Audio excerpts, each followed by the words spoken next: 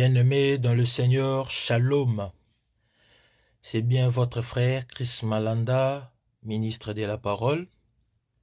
Je suis encore dans la joie de pouvoir parler de la part du Seigneur et de pouvoir nous exhorter sur un thème.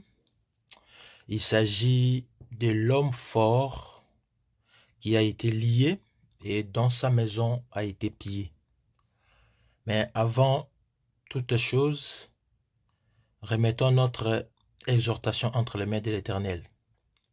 Merci, tendre Père, parce que tu es bon, parce que tu nous as gardés. Merci pour ces moments que nous allons passer dans tes pieds. Donne l'intelligence et la sagesse, que cette parole qui sera plantée dans le cœur de tes enfants, que les diables ne viennent pas les déraciner, mais veille à leur croissance et fais de sorte que ça produise des fruits. Par Jésus, nous avons ainsi prié. Amen. Voilà, je disais tantôt, avant de commencer, que nous allons parler sur l'homme fort qui a été lié et dont la maison a été pillée. Là, nous allons lire l'écriture de Marc au chapitre 3, le verset 27. Cette écriture aussi est répétée dans Matthieu, le chapitre 12, le verset 29. C'est aussi répété dans Luc, le chapitre 11, le verset 21 jusqu'au verset 22. Voilà, nous allons ouvrir nos Bibles et nous allons lire la parole de Dieu. Marc 3, le verset 27. Il est écrit: Personne ne peut entrer dans la maison d'un homme fort et piller ses biens sans avoir auparavant lié cet homme fort, et alors il pillera sa maison. Voilà. Donc l'écriture nous informe que personne ne peut entrer dans une maison d'un homme fort avec l'intention de prendre ses biens sans pour autant auparavant maîtriser cet homme. Il doit d'abord maîtriser cet homme de sorte que lorsqu'il va prendre des biens de cet homme, qu'il soit à l'aise. Donc cet homme doit être d'abord appréhendé, lié, ligoté, et ce n'est qu'après la maison sera pillée. Ici, nous voulons donner en fait la révélation de cette écriture et nous disons ceci: cet homme fort qui doit être lié afin que la maison soit pillée, c'est Dieu. L'homme fort dont il est question ici, c'est l'Éternel. Vous vous souviendrez avec moi que dans la loi, Dieu était un égoïste. Dieu ne partageait pas ses biens. Il a gardé tous ses biens à lui seul. Quand je parle de biens ici, je vois la révélation. Dieu ne s'est pas révélé tel qu'il est et tel qu'il était à ses enfants, au peuple d'Israël. Dieu a donné une autre image de lui. Il ne s'est pas révélé. C'est ça, garder ses biens. C'est ça, être égoïste. Dieu a gardé cette révélation jalousement. Il a dit à personne. Voilà pourquoi Moïse, dans Exode 34, le verset 33, lorsqu'il a fini à parler avec des enfants d'Israël, Moïse va porter le voile. Et le frère Paul nous explique le geste de ce voile dans 2 Corinthiens 3, le verset 13. Lorsqu'il dit, Moïse mettait un voile sur son visage pour que les fils d'Israël ne fixassent pas les regards sur la fin de ce qui était passager. Il a caché Christ, qui est la révélation de la parole. Les enfants d'Israël ne connaissaient pas la parole, ne pouvaient pas apprendre la parole parce que cet homme fort qui est Dieu avait gardé ses biens et personne ne pouvait entrer dans sa maison pour récupérer ses biens. Donc il a fallu, pour avoir ses biens, il fallait qu'on puisse d'abord auparavant lier cet homme fort. Mais comment lier Dieu? Parce que lui, il est le redoutable. Il est El Shaddai, le Tout-Puissant. Qui pouvait les lier? Personne, frère. Ce n'est que Dieu lui-même qui pouvait se lier. Et ici, la Bible nous dit que la mort, c'est un lien. Lorsque nous lisons les livres, l'écriture des psaumes au chapitre 18, les versets 5, il est écrit « Les liens de la mort m'entouraient et les filets de la mort m'avaient surpris. » Cette écriture nous informe que la mort, c'est un lien. Donc, Dieu devait mourir pour se lier lui-même. Et là, nous voyons la personne de notre Seigneur Jésus. Donc, Jésus-Christ, qui est Dieu fait chair, lorsqu'il est mort, il a lié le Père. C'est la mort de Jésus, c'est l'œuvre de la croix qui a fait de sorte que Dieu soit lié. Voilà. Donc Dieu, puisque personne ne pouvait les lier, étant le Tout-Puissant, il devait se lier lui-même de sorte qu'il puisse prendre les biens qui étaient dans sa maison et les donner aux autres. De sorte qu'il puisse faciliter sa rétention et que ces biens soient pillés. C'est ça l'intention de Jésus, faisant chair. Lorsque le Christ s'est fait chair, l'objectif premier, c'était de se faire lier lui-même et donner ses biens pour que ça soit pillé. C'est pourquoi, lorsque nous lisons le livre des Actes au chapitre 2, le verset 24, là, on nous dit que Dieu a fait ressusciter Jésus, que vous avez tué, que le peuple d'Israël a livré à la mort. Mais Dieu l'a délivré des liens de la mort. Voilà. Dieu l'a délivré parce qu'il n'était pas possible qu'il fût retenu par elle. Donc, la mort comme un lien, Jésus a vaincu la mort. Mais cette écriture des Actes nous dit que la mort, c'est un lien, tout comme Psaume 18, le verset 5. Donc, l'œuvre de la croix est un lien qui avait pour objectif de lier un homme fort. Cet homme fort que nous avons dit, c'est Dieu, qui ne partageait pas dans la loi, qui a gardé toutes les révélations à lui seul. Mais avec l'œuvre de la croix, il est devenu faible. La croix a affaibli le Père. La croix a affaibli l'Éternel. Dieu a été affaibli, maîtrisé par la mort de Jésus. Ce qui fait que les voiles qui cachaient la révélation a été ôté sur la croix. Parce que avec la mort de Jésus, les voiles qui séparaient le lieu saint et le lieu très saint se déchirera. C'est déchiré pour dire que désormais nous avons accès au Père. Donc les voiles qui cachaient des révélations, parce que personne ne pouvait voir ce qui se faisait dans le lieu très saint. Désormais on pouvait le voir. Parce que c'est pourquoi Paul dit, les voiles ne peuvent être ôtés que par ceux qui regardent vers Jésus. Seul Jésus qui ôte le voile. C'est Jésus qui révèle le Père. Si Moïse a porté un voile, alors Jésus est dévoilé. Jésus ne porte pas de voile.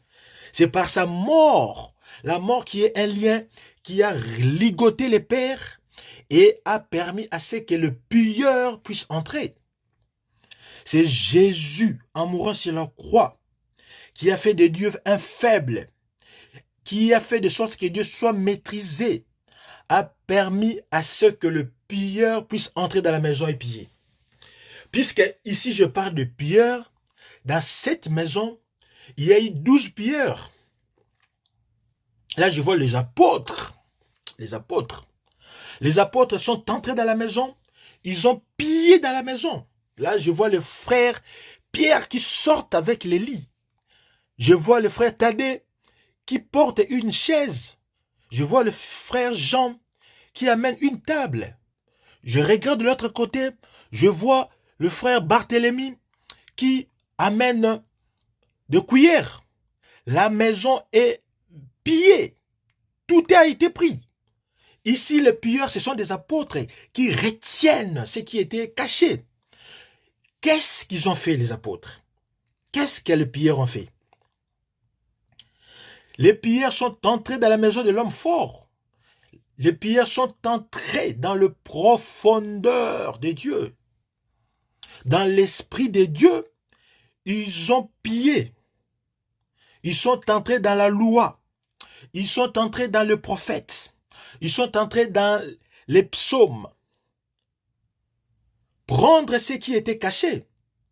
Ce qui était caché dans la loi. Ce qui était caché dans les écrits. Le psaume. Ce qui était caché dans le prophète. Les apôtres l'ont pris. Et il les distribue à toi. À vous qui m'écoutez en ce moment. Vous êtes bénis de l'Éternel. Parce que Jésus a permis à ce que les pilleurs, les apôtres, nous révèlent la connaissance de Dieu. Gloire à l'Éternel. Si l'homme fort n'était pas maîtrisé, au moment où je vous parle, je ne serais pas en train de le vous dire.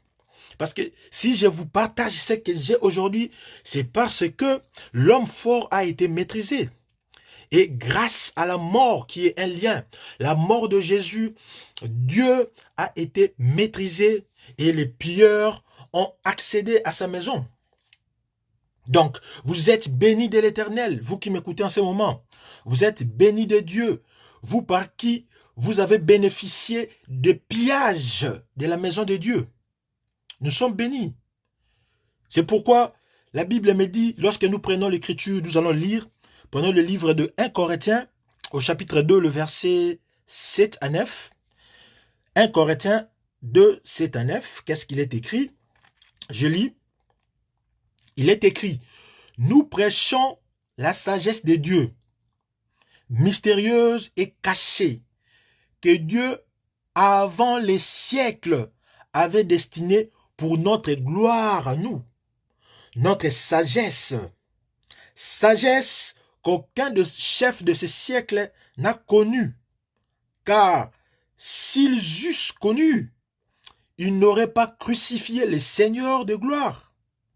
Mais, comme il est écrit, ce sont des choses que l'œil n'a point vues, que l'oreille n'a point entendues, et qui ne sont pas montées au cœur de l'homme, des choses que Dieu a préparées pour ceux qui l'aiment. Voilà. Depuis longtemps, ce qui a été caché, Dieu les a préparés pour nous. Il les a cachés au peuple d'Israël, à ses enfants, à ceux à qui il a apparu, mais ils ne l'ont pas reçu, parce que la Bible dit, la lumière a été là, les ténèbres a rejeté la lumière. Israël n'a pas voulu de la lumière, il a rejeté Jésus. Et c'est nous les nations qui sommes bénéficiaires de biens pillés. C'est à nous que ces choses ont été cachées. Lorsque Moïse portait le voile, il portait le voile pour cacher ce que nous, on devait voir. Ce n'était pas destiné aux enfants d'Israël. Nous sommes les bénis de l'Éternel. C'est pourquoi nous disons merci à Jésus. Nous lui rendons grâce. Nous le bénissons pour ses dons magnifiques. Lorsque l'apôtre Pierre explique que les prophètes qui ont prophétisé touchant la grâce de Dieu ont fait des recherches, des investigations, voulant connaître ce qui était caché, mais ils n'ont pas pu arriver. Là, je suis dans 1 Pierre, le chapitre 1, les versets 10 à 12. Ils ont fait des recherches, ils ont voulu sonder l'époque et les circonstances, mais ils n'ont pas arrivé à comprendre ce qui était caché. Pourquoi ils n'ont pas arrivé? Parce qu'il ne leur fut pas donné. C'est parce que ils n'étaient que des dispensateurs, ils n'étaient que des pédagogues de ces choses. C'est à nous que c'était réservé ces choses. La révélation des Écritures était destinée à nous, frères. C'est nous qui avons la parole de Christ. C'est pourquoi la Bible dit, la foi vient de ce que l'on entend, et ce que l'on entend vient de la parole de Christ, et non de la parole de Dieu. Parce que les Écritures ont été données, mais l'explication des Écritures a été cachée. Et c'est ça, c'est que les pierres ont pillé. Pierre a pillé une révélation, Jean a pillé une révélation, et toutes ces révélations constituent le bien de Dieu. C'est la révélation dans son entièreté. Et nous en avons, parce que nous sommes de bénis de l'Éternel. Dans Romains 16, Romains chapitre 16, le verset 25 au verset 26, qu'est-ce qu'il est dit là-bas? Il est dit que la prédication de Jésus, c'était une révélation qui cachait un mystère pendant des siècles, frères. Mais cela a été manifesté maintenant par les prophètes qui ont été des dispensateurs. Et cette connaissance a été portée à toutes les nations afin que la foi puisse être implantée. C'est très important. C'est très important. C'est très important. Lorsque je vous ajoute une écriture, dans cette écriture, il est dit ceci. Non, je dois lire. Cherchons dans le livre de Colossiens, le chapitre 1er. Le chapitre 1er, le verset 25. Voilà, je lis. C'est d'elle que j'ai été fait ministre. Ça, c'est Paul qui parle. Selon la charge que Dieu m'a donnée auprès de vous, afin que j'annonçasse pleinement la parole de Dieu, les mystères cachés de tous les temps et de tous les âges, mais maintenant révélés à ces saints que nous sommes, que Dieu a voulu faire connaître quelle est la glorieuse richesse de ces ministères parmi les païens, savoir Christ en vous, l'espérance et la gloire. Gloire à l'Éternel. Ici, l'apôtre Paul nous dit tout ce qui a été caché durant le siècle a été révélé par Jésus. C'est une révélation cachée de tous les temps et de tous les âges. Les prophètes ont voulu sonder, faisant des recherches, ils n'ont pas pu arriver parce que ça ne leur a pas été destiné. C'est à nous que ça a été destiné, à nous les saints, que cette parole que je vous annonce maintenant, cet évangile que je vous prêche maintenant, a été destiné pour vous et moi.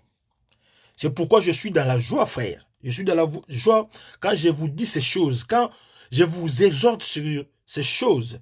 C'est très capital parce que la grâce nous a été donnée. L'homme fort a été maîtrisé par Jésus, par sa mort. Et nous avons été bénéficiaires de cette richesse. Paul dit, la glorieuse richesse de ces mystères. Quelle est cette richesse? Christ en nous, l'espérance de la gloire. Gloire à Jésus.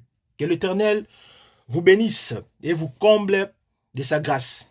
Voilà.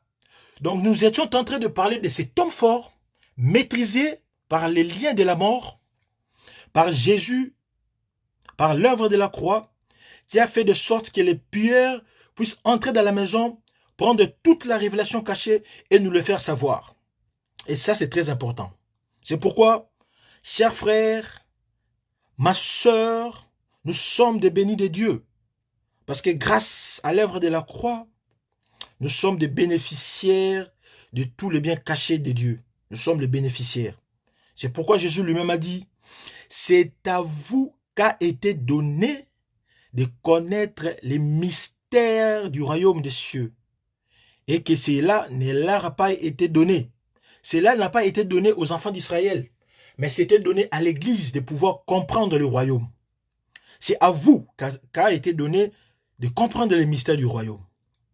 Mais pour ceux qui sont du dehors, pour ceux qui sont dehors, tout se passe par parabole.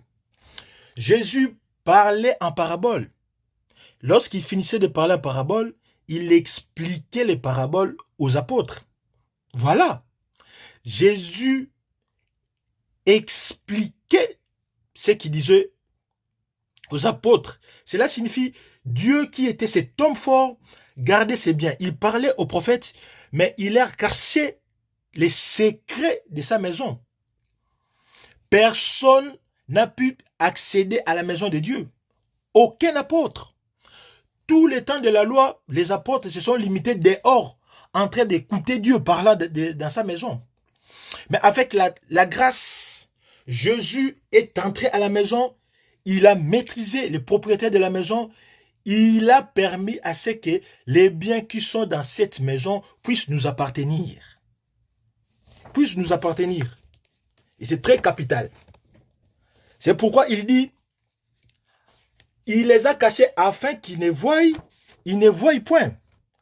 Afin qu'en attendant, qu'ils ne comprennent pas, frère. Les enfants d'Israël n'ont pas compris ce que Jésus parlait. Parce qu'il parlait en parabole et ne pouvaient pas écouter la parabole. Tout était caché pour eux. Tout était caché. C'est pourquoi, frère, nous sommes bénis. La grâce nous a tout donné. La grâce nous a dévoilé la face de Dieu. Moïse a vu le dos de Dieu, mais nous avons vu la face de Dieu. Voilà pourquoi c'est lui qui vit dans la grâce doit apprendre à partager. Nous sommes appelés à partager parce que la grâce nous a tout donné, frère. Je vais exhorter quelqu'un. La grâce n'a rien gardé pour lui. La grâce nous a tout donné. La grâce nous a donné la vie. Nous a donné des richesses. Nous sommes bénis. Parce que Éphésiens dit, nous sommes bénis dans le lieu céleste de toutes les bénédictions. Nous sommes bénis en Christ. Puisque nous sommes bénis, la grâce a tout donné. Nous aussi, nous sommes appelés frères à tout donner. Ici, quand je parle de tout donner, je vais dire à un frère, je vais dire à une sœur que nous sommes appelés avant toute chose d'avoir de la charité, à donner de l'amour les uns aux autres. Car la charité couvre une multitude de péchés.